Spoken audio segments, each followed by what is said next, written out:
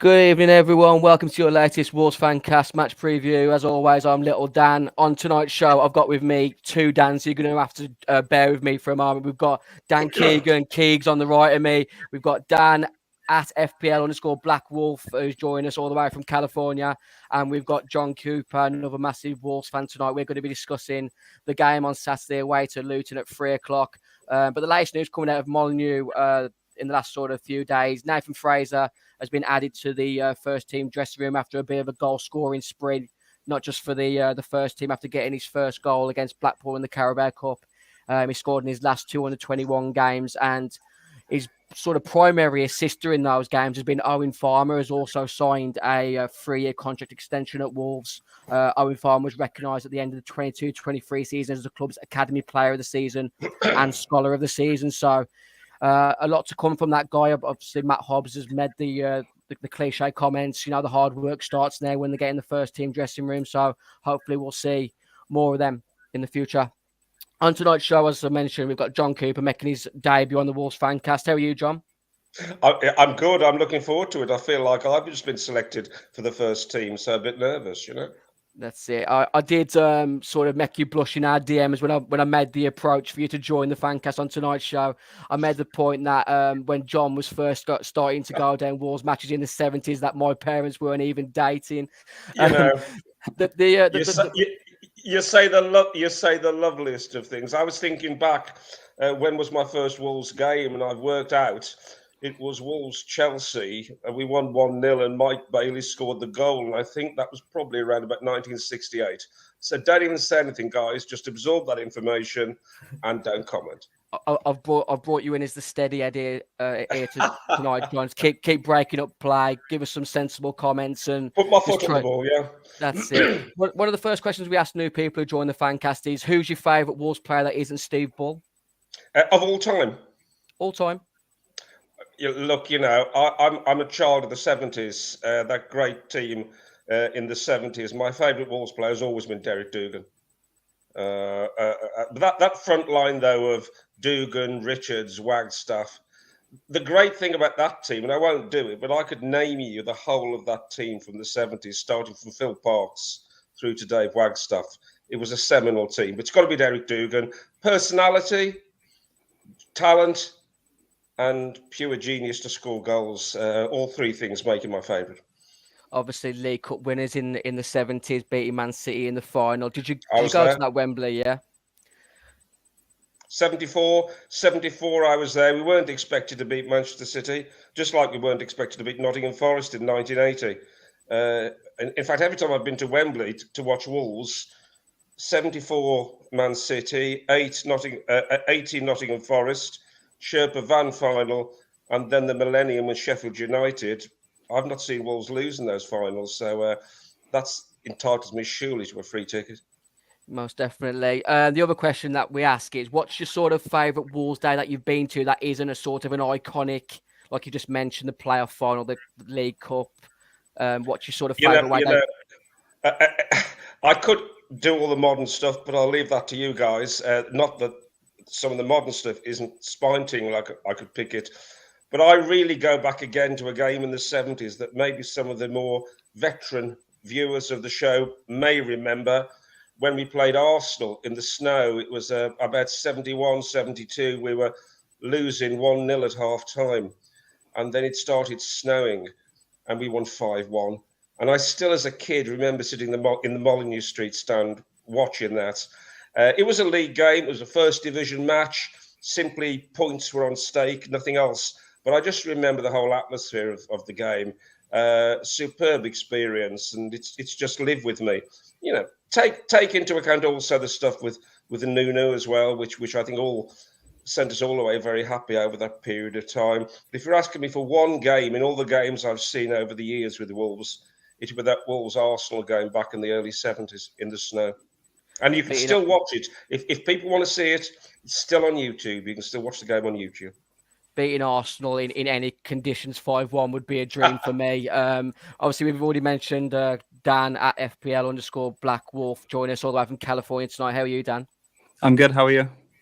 Great to have you on, Dan. Obviously, I'm going to ask you the same sort of question. Who's your favourite Wolves player that isn't Steve Bull? Would it be Steve Bull, Dan?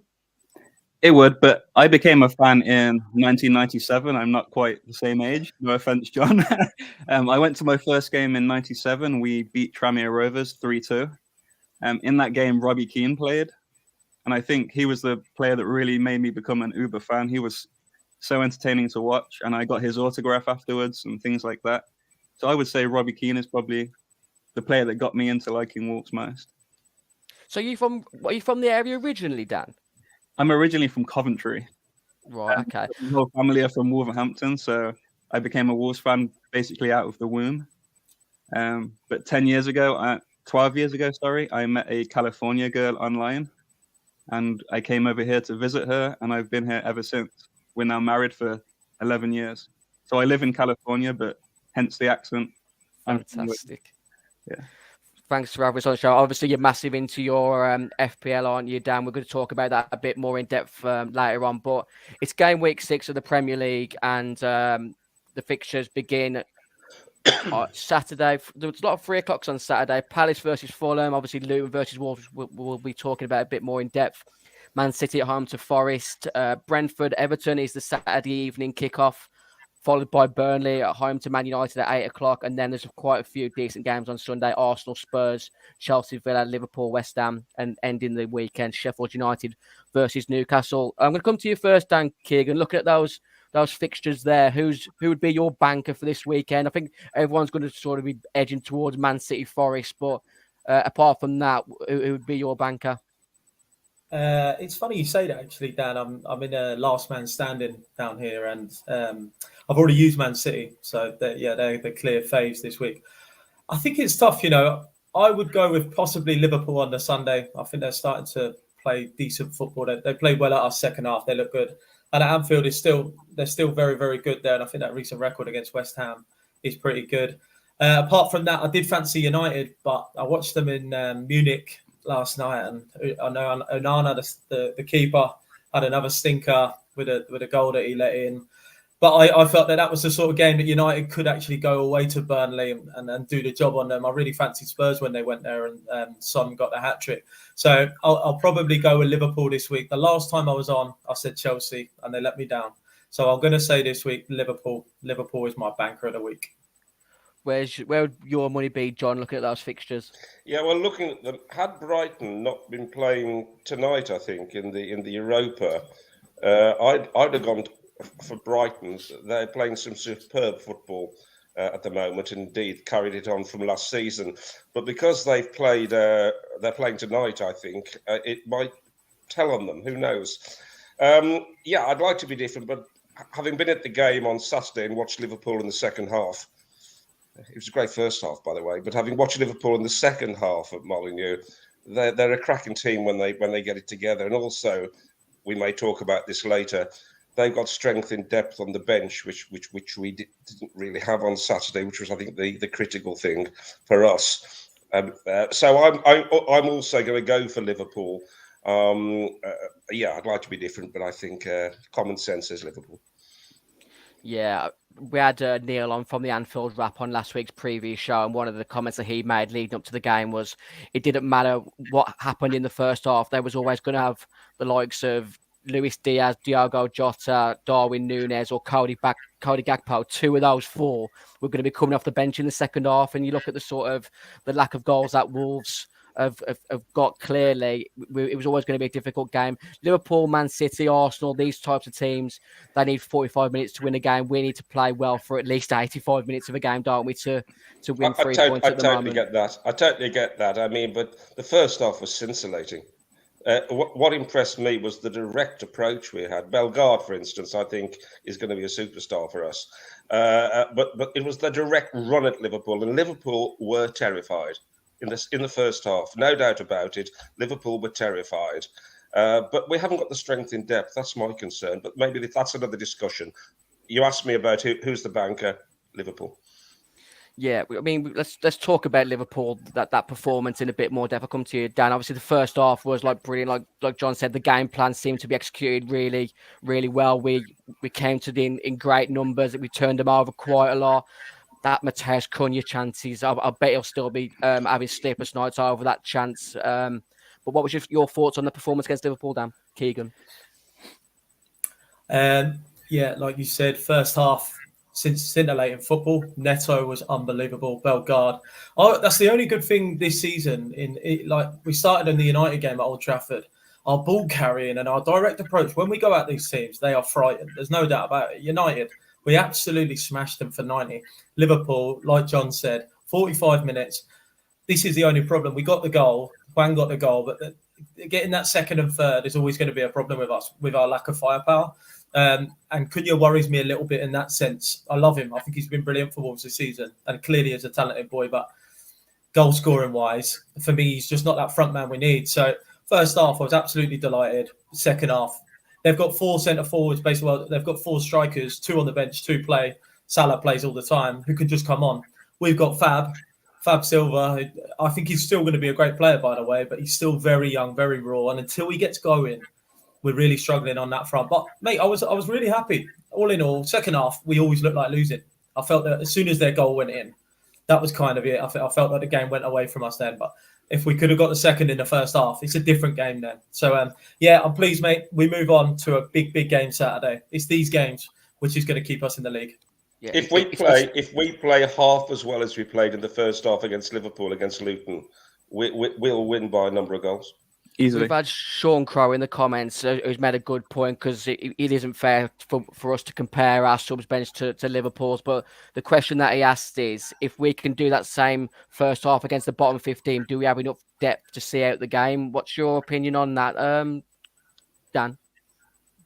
Bottom left. California, Dan. I think we do. Against a team in the lower half of the table, I think we have more than enough depth to beat these teams. That first half is some of the best football I've seen Wolves play in a long time. I think it was some of the best football the entire weekend. Just to jump on what Keegs was saying about Cunha, I think he's an amazing player. I think he's almost undroppable.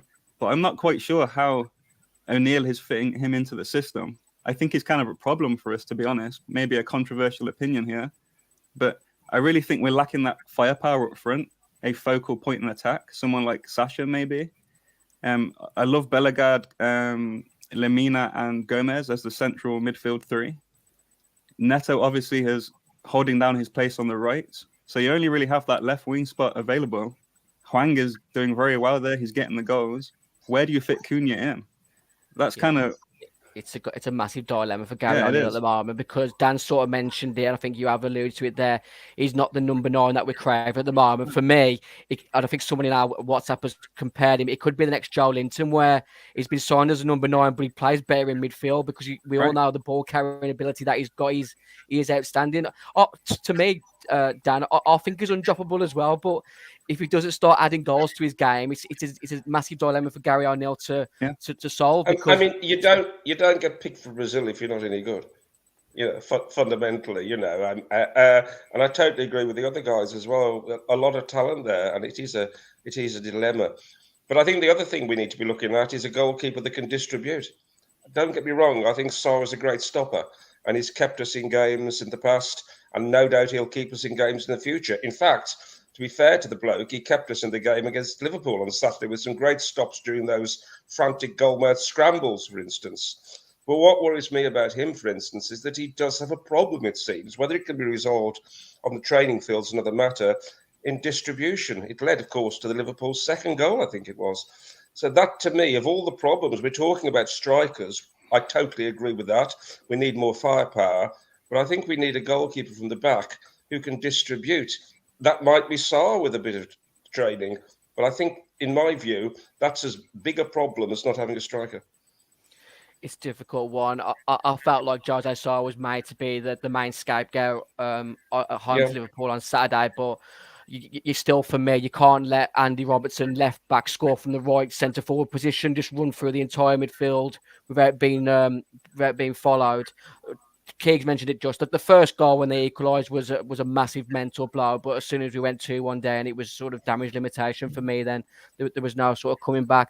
I don't think Jose Sarr's distribution is as bad as people make it out to be. I don't feel like our defenders, I'm just fully trusting in him. I don't feel the fan base in general, especially inside the stadium, is trusting of Wolves trying to play out the back. It's still fundamentally wrong for a lot of people of a certain age growing up. Playing football out the back is just not the way forward, is it? I remember a few years ago when Man City first came in, John, Man City were trying to play out from the back with their Claudio Bravo in goal, and there's a match where the crowd were getting restless, and John Stones is telling the Man City fans to calm down because they was trying to play football out the back. Look, I totally agree. I totally agree with this, and I understand playing for the back. I'm a great advocate of it. I suppose I do come from the George Berry school of thought, though, and you can't get that out of your system when it used to be in those days. It's booted up and see the ball come down with snow on it. John, it's fine. Everyone's got the same opinion. My dad cocked his fist back on Saturday when I was telling him to shut up, saying he knows nothing about football. That's football. That's football nowadays. Like, I think you look at the process. If Wolves want to play football out from the back, it's not going to be an overnight thing. I still don't think we've got certain players who are comfortable playing out from the back. It'll come with time. You look at one of the stats that came out earlier on this week. Brighton haven't done a long distance goal kick. Every single goal kick that Brighton have had this season, they've played out from near enough their own 6-yard box. This is 3 or 4 years, maybe longer since Graham Potter was there. These foundations have been put into place, and I still think behind Man City, Brighton are one of the best teams to watch in this league. Fundamentally, they're so well drilled. Every man knows his role. You look at the likes of Adam Webster, Solly March, Pascal Gross. If they join another side, do they play as well for another side as they do in this system for Brighton? I don't think they do, but I think that's a question like that'll be asked of Brighton this season, whether they've got the depth to sustain it. I think that they're top 4 material for me, Brighton, this season, but this is the Wolves Fancast, not Brighton Fancast. So let's talk about the big game on Saturday. The Opta supercomputer has Wolves having a 36.5% chance of winning the game to Luton's 34.1. Keegs, it's a big game for you more than the rest of us in here this weekend. Born and raised in Luton, it's literally Derby Day weekend for you. It is, mate. It's a real big one, especially I think it's been 10 years since we played Luton. Definitely down here at the Kenny, and I think that was when Luton were non-league. They beat us 1-0 that day. And I was there that day. That was awful. A bad day for me. Early January, snow, cold, and we lose to non-league Luton. And they're all my mates. End of Solbakken. And before that, I had a real good memory. We went there in 2006, and a few of the lads I know played. Keith Key played. Kev Foley was in Luton's team then before he came to us. And Leon Barnett scored a header before half-time. And I remember looking to the home end, and I see all my friends. I'm in the away end. And this is when we used to have 3,000 in the Oak Road at Luton. And I look over and I see my dad and my little brothers all giving it the big one about Luton Town and all giving it this. And in the end, we won 3-2. I think the winner was Cole Henry that day. So it's some really good memories. I can't wait for the game. It seems like years and years in the waiting for me down here. I'm taking a lot of stick. I'm a PE teacher. The kids are giving me stick. I'm always wearing a Bulls clobber at work. So I'm taking stick all week. And to be fair, it's a 6-pointer. And it's one that they'll be looking at the same as us. They're looking at us like we've got a chance here. And we're going there thinking, if we don't win this, we're in trouble. But they're probably even more in trouble. They haven't got any points on the board. But I feel like Luton have been unlucky, mate. They've played okay in a couple of games this season. The West Ham game, they've done all right on a Friday night. They did okay at Chelsea until Sterling scored on like 70 minutes. But they're a little bit like us. They haven't been able to sort of put the ball in the net. So, yeah, massive game for me, mate. Massive. I am confident. I think that if we play, just like John said, if we play anywhere like that first half, we can really go at Luton and we can trouble them. But the pitch will be a different factor. Kenilworth Road is a very small pitch. The fans are right next to the ground. It's quite an imposing ground to play at. So, yes, I think we will win, but we're going to have to seriously stamp our authority early on the game, and then I feel like we can win it. But don't take them lightly. Luton will be bang on this. They've got great support. And, fingers crossed we get it, mate, because I can't face work on Monday. All the game after around Luton Town, seeing all my mates. So, yeah, looking forward to it. Yeah, that's the thing that concerns me that you've just said, sorry. Kenilworth Road being such a small ground. I do get concerned that we have the likes of Neto and Hwang and Cunha who like to get the ball and drive forward. Can they really do that against Luton at Luton's ground? That's my only concern. Otherwise, I think it's a comfortable win for Wolves, to be honest. Yeah, Dan, that's funny you say that, because I noticed in the West Ham game, for the opening 10 minutes, Luton did okay. Luton. I'm from Luton, you see. I don't pronounce my teams down there. Luton did very well in the first 10 minutes or so. But once you saw West Ham, the Paquetas, these sort of top quality footballers get on the ball, Bowen, James Ward-Prowse, all of a sudden Luton looked a little bit inferior to them. But if they start well, we're on the back foot. They're getting balls in the box. They've got big centre forward. Carlton Morris is a very good player. Adebayo, I think, struggling a little bit more. And I thought he would. I think he's maybe more of a championship player. And if Giles plays, Giles whipping the ball in, we know what he's got from Wolves, and we saw it in the friendly in the summer. Like, Giles is a good left back and he's got a great delivery. So it's a massive game for them, and they're building it up down here as much as we are. So 6-pointer. I think the key is what you've all been saying here is starting well. We have to go at them from the start. If we sit back, then that's going to give them confidence to come at us. Something may happen. They get a goal, and then we're really in trouble, I'd have thought. So for me, the first 20 minutes, I know actually, as I speak, it sounds like a cliche, but sometimes the cliches are true. The first 20 minutes in this game are absolutely vital. The first goal is vital, I think. If Luton get that first goal, I'm going to be very concerned that they're just going to sit back and we're not going to be able to break them down. We can't let their fan base get into a rhythm of sort of feeling like they're on top of the game. We need to dominate possession from the off. Obviously, the first goal is always key in every Premier League game. Like you've already mentioned, the pitch is going to be really tight. The crowd will be on top of them. You'll feel like the crowd are on their, literally on their backs as them running, taking throw-ins and whatnot. It's, like I said, it's an imposing game, but we feel like it's a game that we've got to win on Saturday. It's like Dan mentioned, it's 6 points to a degree. It's not in the big scheme of things. There's so many games left to play, but the tension, the sort of turmoil that is building in the fan base, if we don't pick up 3 points on Saturday, will rise. I still feel like Gary O'Neill has got to be given a lot more time to stamp his authority on this team. I felt like in the opening 5 games that in periods we've played some really good football, not just the opening 45 against Liverpool on Saturday. We talked about the 90 minutes against Man United. I felt during periods of game at home to Brighton, we gave them a good game, but I don't think you can go toe-to-toe with Brighton for 90 minutes the way that we wanted to play, trying to press them high. I feel like they played their way through it really well in the end. But on Saturday, 3 o'clock at Kenilworth Road, we've just mentioned the pitch being tight. Last Saturday, it was a midfield three of Lamina, Gomez and Bellegarde. For you, Dan, do you feel like that midfield might need tweaking? Obviously, Tommy Dore made his debut for Wolves. Do we need a player that can maybe dominate possession more than a Bellegarde and a Neto both being on the pitch at the start? I would personally stick with the same team. I think we played so good in that first half. I think it's more than good enough to dominate that game against Luton. My only change I think I'd possibly make is put in a central forward. Someone like Sasha, give him a go for this game so we can get those balls into the box. I think we can really hurt Luton from that area. But I wouldn't change that midfield three at the start. I think that's one of the best midfield threes. Really stood out last Saturday, didn't he? Yeah. He did look a player. Obviously, burnt out towards the end of the game, but all the sort of creativity. The only frustrating thing that I remember from his performance last Saturday was when he should have got a shot away, but he tried to flick to Neto on the edge of the box. It was all set up. I thought he was outstanding. He was so much better than I expected of him. Obviously, everyone saw the YouTube compilations of him, and he looks a talent, pacey, happy to dribble, always direct, always wants to move forward. So, like I said, he would be good in that number 10 on Saturday. Be interested to see how Gary O'Neill plays it. Dan just mentioned Sasha there, John. How's your sort of mindset in regards to who should be leading from the number 9 position on Saturday?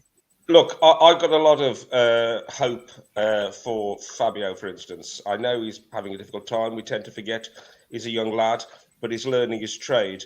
And when you actually watch him in close quarters, when you're actually at a game, you can see the skill the lad has got.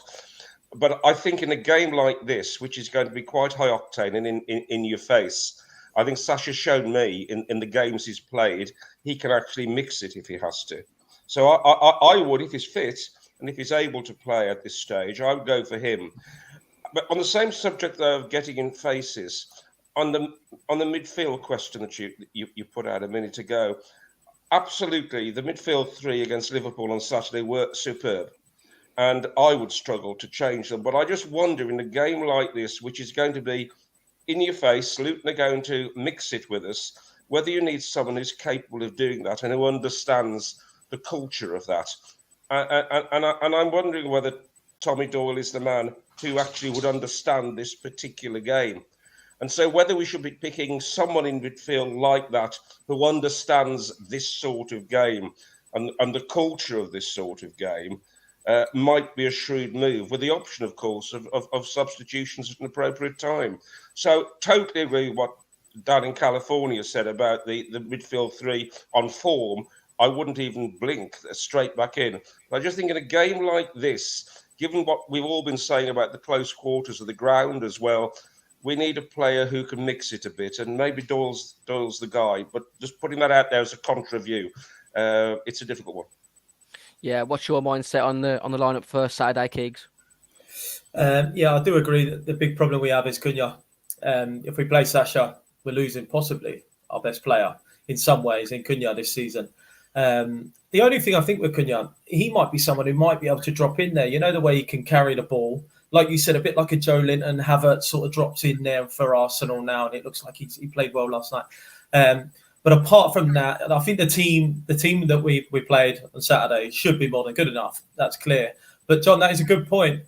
They're all sort of foreign, which is, you know what I mean? This is a completely different setup. They go down to Luton, you know, the ground, it being so tight. And now that's a really good point you made about Doyle. He might be that little bit more crafty to know that we're gonna have a real game on here, boys. Like this ain't to be taken lightly. Yes, it's a club that are at the bottom of the league, but that's a really good point that John made there. I feel that maybe dropping Doyle in there for one of the three, I don't know who, because Bellegarde was so good, wasn't he? But I imagine he will play the same team, to be honest, Dan. I think he will play the same team that started, and hopefully we get Neto at them from the get-go. We're pumped for it. We should be okay. But yeah, good points from both lads. I'd be pleased if he just played the same team. Cunha, give him that chance. If he can get off the mark, who knows? Because there's other clubs looking at him. He's so good. When people are seeing Wolves on the TV, everyone I speak to down here saying he's unbelievable. And I'm like, he is unbelievable. But he ain't getting us the goals we need at the moment. So, yeah, play the same team. I think there's goals there for us on Saturday. I really do. I think our first 11 is as good as many first 11s in the Premier League. I think our issue, as I said before at the top of the show, is the strength in depth from the bench. Yeah, it's like I said, you look at the likes of our bench recently, it has looked stronger, but it's still lacking goals, isn't it? Obviously, Matt Doherty, Danny's FPL sort of always Royalty. Differential. He hasn't really started much this season, but he's bound to be given some game time at some point. Dan Keegan, obviously you're a bit more in the know of Luton than us guys. Who are the players that we need to be a bit concerned of on Saturday? I would say Carlton Morris is their clear threat, and I think he's been good this season. They've missed chances too. Like Morris, if he gets going, he's a Premier League player. I do think that. Their fullbacks, I thought, was a real strong point for Luton this season. Yet on Saturday at Fulham, I'm fairly sure they play Kabore and Bell maybe. Whereas I feel like if Giles and Doughty play, they've both got real tech. Like they've got great technique. Like Giles, if he gets up that left, whenever I've seen him, he's looked very good. But then Rob Edwards dropped the two of them for the game at Fulham. But I do feel like Giles will be back. I feel like Kabore played well at Fulham. So I feel like their flanks, if they can get it wide and then into the big centre forward, and if they play both of them, Adebayo as well, then our centre halves, Kilman, we're built for it. You know what I mean? Our centre halves, like Kilman and Dawson, are built for this game because they're going to be up against it. There's going to be physical. It's going to be physical. There's going to be balls flying in the box. So I would say Carlton Morris and possibly their wingers. I don't know if Ross Barkley's fit. I don't think he's looked great, to be honest, at the moment. How fit he is, only time will tell. I know he's got absolute quality for that team, but I would say the flanks and Carlton Morris, Barkley, Chong looked very good in the friendly against us. He's a good, talented player. So that the Chong in the middle of the park is a good player. But I would say Morris, and if they play Giles and Doughty or Giles and Kabore, they would for me be that they're probably the dangers. Yes. We know full well any ex-Wolves player is going to play well against us anyway. So it's that's that why he'll play, I think. Isn't it? Do you know the scene in The Matrix where the Agent Smith says that's the sound of inevitability? Yeah. Saturday at 3:00. Obviously, we're waiting to Luton. Luton are now the only team without a point in the Premier League this season. It's got the making of a classic Wolves, hasn't it? But hopefully, we've got enough in the bank to try and move ourselves up towards the mid-table area. Tough game. It always is at Luton. They never make it easy for us.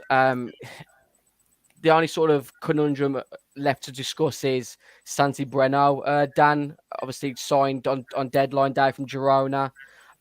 Wolves have been shipping goals for fun recently. I'm of the impression that I believe Craig Dawson would have been given the captaincy this summer if the plan wasn't for him to be upgraded.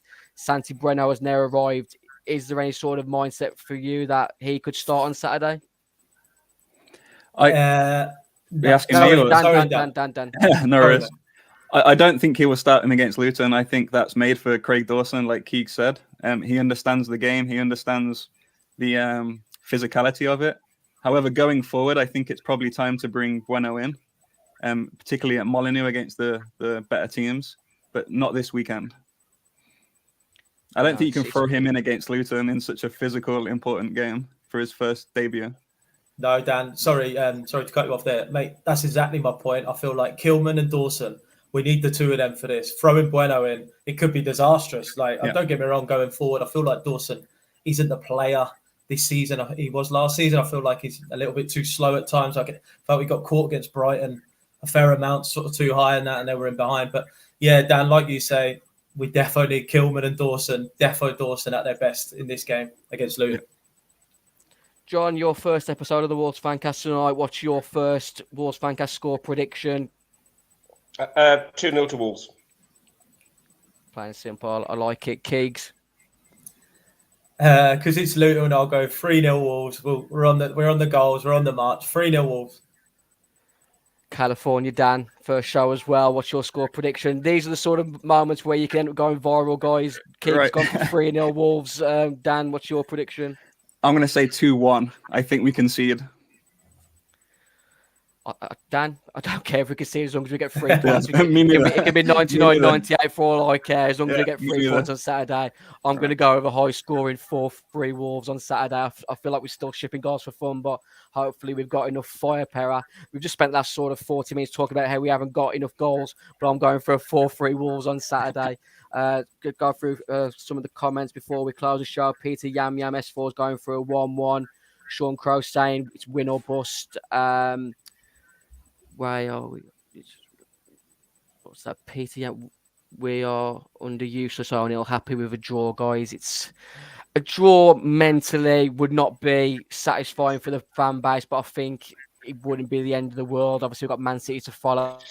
Well, that's what I was about to say. Which isn't going to be an easy game. That's what I was about to say. It's not just the score against Luton; it's the fact that we've got a game against Manchester City coming up, and I'd love to be an optimist on it, but it's unlikely we're going to get anything out of that. So another reason we need to win on Saturday, not just because it's Wolves Luton and it's in the mini league, if you will, but it's because of the game that's coming next as well. We need to get some points on the board.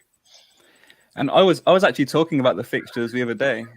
Wolves have got really difficult fixtures this season in terms of we have a winnable fixture and then we immediately play one of the top teams. It's going to be very hard for us to get momentum with like a nice run of easy fixtures, let's say.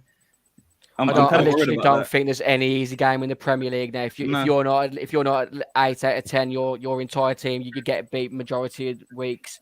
Connor in the comments section, if we get a draw, it's going to be a scary season. I just feel like we just need to start getting points on the board by hook or crook. I think the performances will come later. So it's going to be a tough game on Saturday. Dan, obviously we got you on the show, massive into your into Fantasy Premier League. Tell us a bit about the channels that you work with, and I'm going to go and ask you for your help in sorting my team out. Yeah, so I'm actually Wolves correspondent for All About FPL, who are a website who creates fantasy football content. I also run an FPL USA group since I've moved to California, just to bring together managers within the USA. So we have meetups and we have leagues and we have group chats and things like that. So yeah, I'm hugely into my FPL. So who's been your player this season that's sort of got your points against the Haalands and the Salahs of the world? I think it's the Maddison. It's the Tottenham guys. Tottenham have shown they're a really attacking team this season. I think you need to be looking to get those players in your team. I was looking at the team that you sent me earlier. I think the fact you were lacking Tottenham is probably the only thing that's really hurt you this season. Yeah, Tottenham has killed me. I'm not giving Tottenham any faith this season, and Chelsea are even further away from that. I wouldn't even have Chelsea printed out for a coaster. They're that bad. Stu, classically from the Wolves Fancast, is predicting 1-0 Luton. That inevitability of Luton not having any points after 4 games is literally classic Wolves written all over it. Let's take a look at my side so far. I think I'm mid-table of the Fancast League.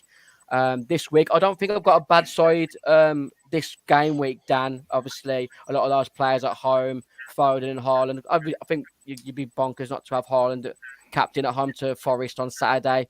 Obviously, Salah's the differential at home to West Ham. I think he's got a good record against them. But looking at my side on the left, I've got 1 free transfer, 0.4 million to spend. Apart from, you've always said, so what player am I replacing there to get a Tottenham player in is what you're telling me. Well, I actually think this week you want to be looking at the Newcastle defense because they have a nice run of fixtures coming up. Especially if you're looking to wildcard soon, you're probably going to get 2 Newcastle defenders in your wildcard.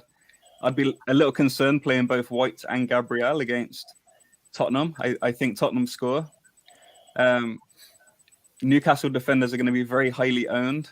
So if Newcastle keep a clean sheet, that's going to really hurt you. So I actually really like your forward 7.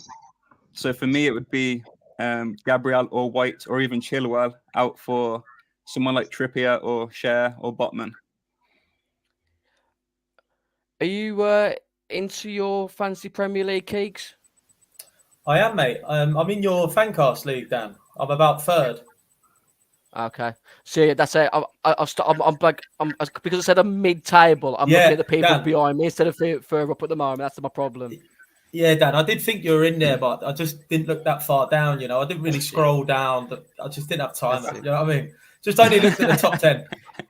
It's a 38 game week season. I always come on strong. Thanks to everyone that's joined us on tonight's Wolves Fancast match preview alongside Audi and the Boston Coffee Vending Company. We'll be back on Sunday, hopefully with a good result to tell you all about. So as always, follow us at Wolves Fancast on Facebook, Twitter, Instagram, TikTok, MySpace, Bebo, whatever you want to join us on. We're probably there nowadays. Thanks to John for joining us on tonight's on his debut. California Dan at FPL_Blackwolf. Follow him for all your fancy Premier League hints and tips. I know I will be. I'm going to try and offer him money to just take control. Like the assistant manager function on Football Manager. Dan's going to be doing my team for the rest of the season. We've got a broker deal. And Keegs, I wish you all the best on Derby Day weekend for you and the rest of the Wolves fans out there. Take care, everyone. Enjoy your weekend. We'll see you soon.